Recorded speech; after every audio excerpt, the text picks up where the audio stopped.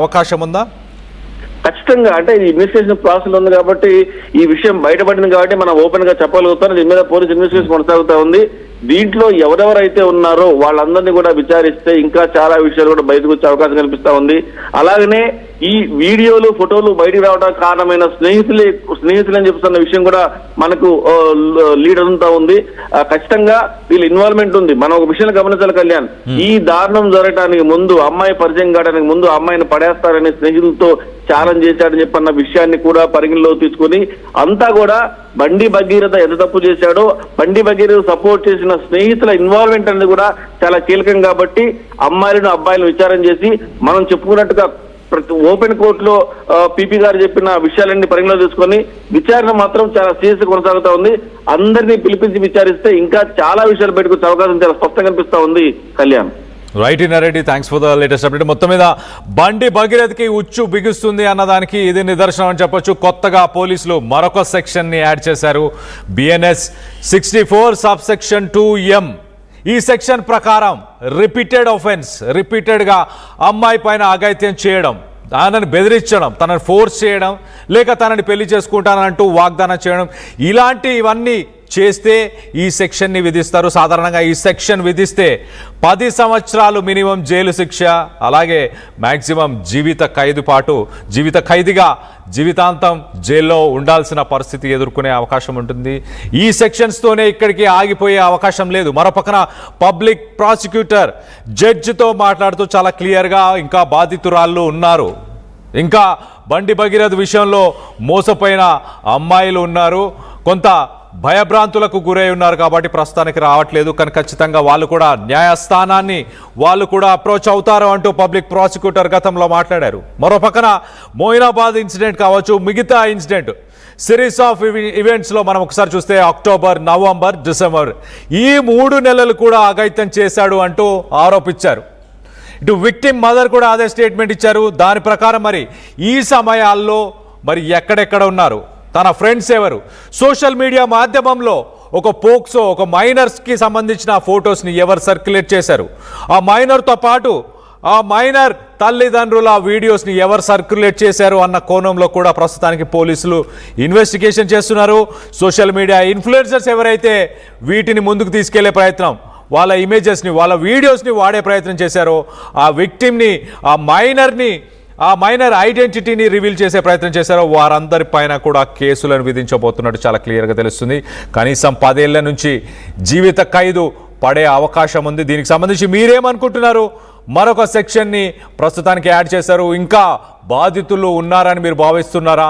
వాళ్ళు కూడా బయటకు వస్తే బండి భగీరథ్ పరిస్థితి ఎలా ఉండబోతుంది అన్న దానిపై మీ అభిప్రాయాలు ఏంటనేది కింద కామెంట్ రూపంలో తెలియపరచండి.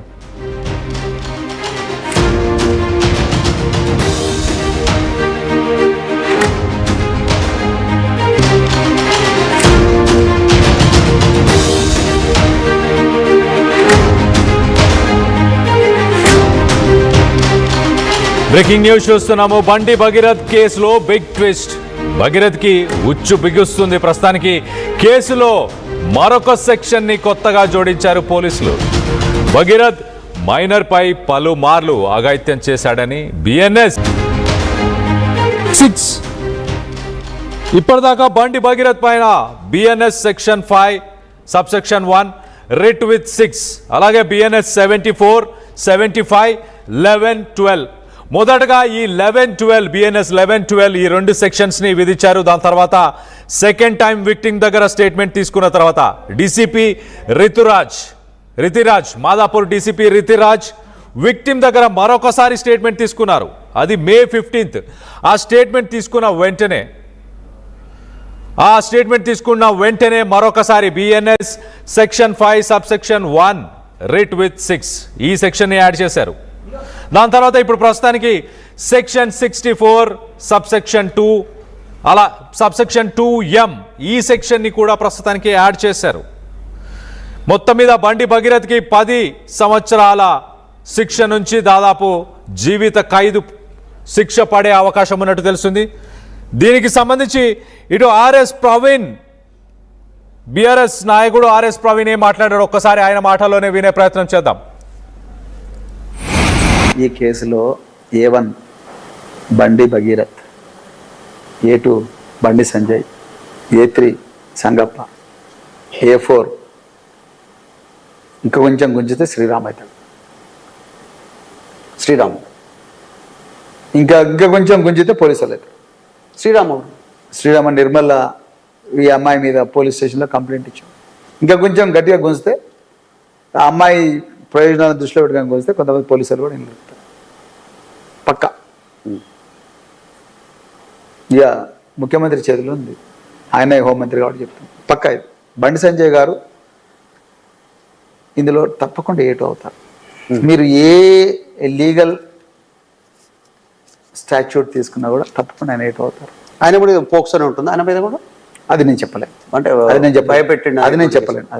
కానీ ఏదో కారణంగా ఆయన అవుతాడు. ఇంకా ఆయన తప్పించుకున్నాడంటే అది దేశ ప్రజల దురదృష్టం.